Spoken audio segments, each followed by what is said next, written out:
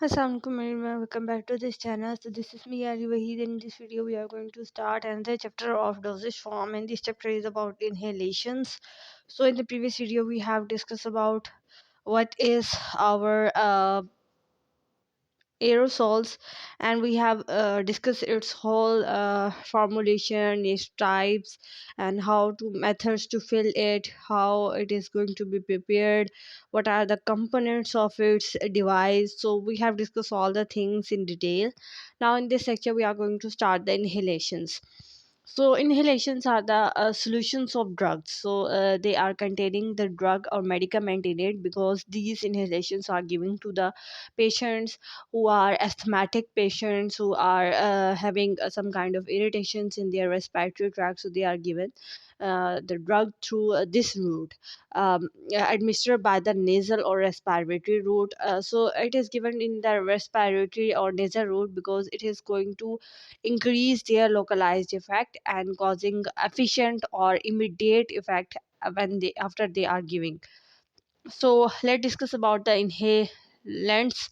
So these are the drugs, so the combination of drug which is given with the high water vapors into the nasal cavity. So inhalation आप ये कह सकते हैं कि वो drugs जो inhalations के अंदर present होते हैं. Inhalers क्या हैं? These are the devices which contain drug given into the nasal passage. So example is armide nitrate inhalant. There are some components of inhalers like container, actuator, seal, miring valve, and actuator nozzles. So this is the picture of it. Like this is the container.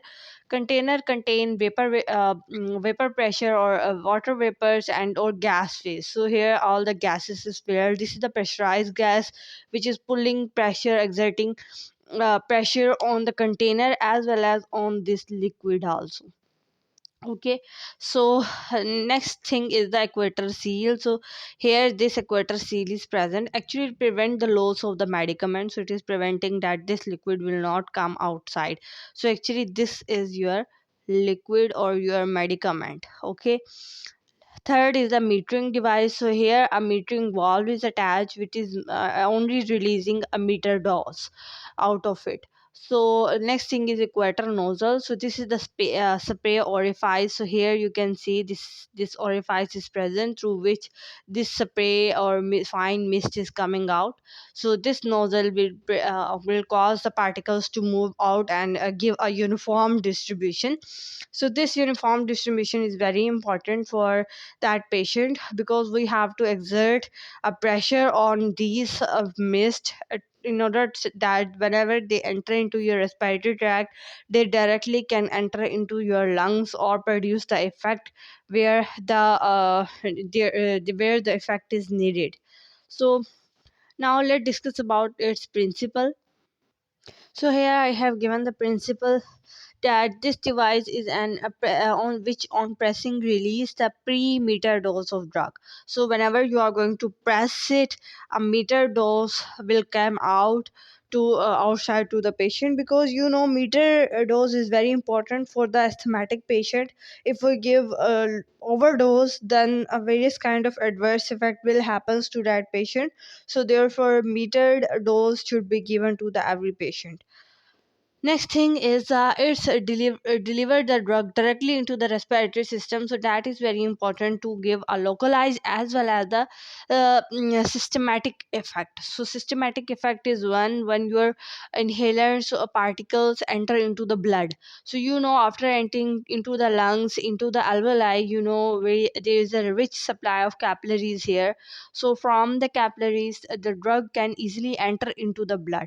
So we want some drugs to enter into the blood to give the systemic effect, but in some cases we don't want it. Then we will design our drug according to the need. Let's discuss about its formulation. So it is formulated by three things. Active drug component. The active drug component is which component which is given to that patient to produce a particular effect. Like in the asthmatic patient, we want bronchodilation, so we will give bronchodilating agents to that patient. So these bronchodilating agents will dilate their bronchioles. So actually beta 2 agonist will sorry, beta 2 antagonist will given to that patient, which is dilating the bronchioles. Second is co-solvent is also given. This solvent is helping to dissolve the particular kind of drug into it. And third component is the propellant is the pressurized gas or the liquid. So function is to produce the fine aerosols based and also transfer the drug directly into the lungs. So it is producing the pressure and it is allowing the drug to uh, directly undergo the lungs. So if it not pressurized, then our drug cannot enter into the lungs. So let's discuss the methods of filling of inhalers. So first of all, you have to prepare your medicament. That you will prepare your container. You will assemble all the parts of inhalers, and after that, you will pressurize, fill the medication into it. Last is the testing. You will perform various tests, like you will see how the spray pattern. You will determine the particle size, that they should not be very large or very small, and you also have to check the dose uniformity. Let's discuss about its labeling. So here the labeling is given that you should have to label the instruction to use, how to use it, and it is easy for the patients who have to use it.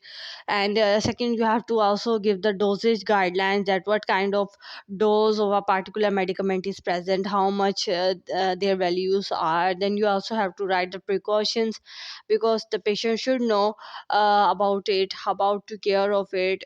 You should write expiry date and manufacturing date on the label. Then you have to give storage conditions, like you have to tell you have to store it in cool or dry place, and you have should not give them temperature or light exposures. There are several types of inhalants, like inhalation aerosols. So these drugs are administration through the pressurized packaging. Nebulizer is a device that is producing fine particles of the inhalants. Vaporizer is a device that is producing fine mist of steam.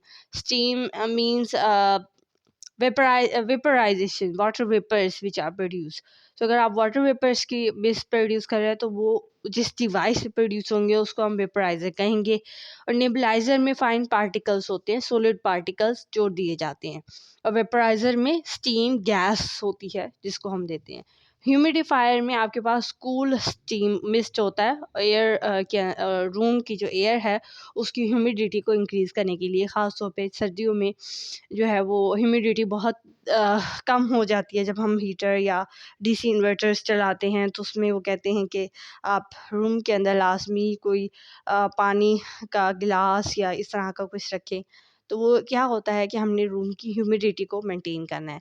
सो उसकी जगह अगर आप एक humidifier भी ले लेते हैं, तो ह्यूमिडिफायर को आप अपने एयर रूम की एयर में हर 2 मिनट हर 1 घंटे बाद जो है वो आप करते रहें. तो उससे ये होगा कि आपके रूम की जो ह्यूमिडिटी है, आपके रूम के अंदर जो वाटर वेपर्स हैं, उनका रहेगा, मेंटेन रहेगा. बहुत ज़्यादा फिर वो ड्राइनेस नहीं होगी. So this was all about the today's lecture. I hope that you will understand it. If you like this video, then please subscribe to my channel, like my videos, and also press the bell icon to get the notification of all the video which I uploaded.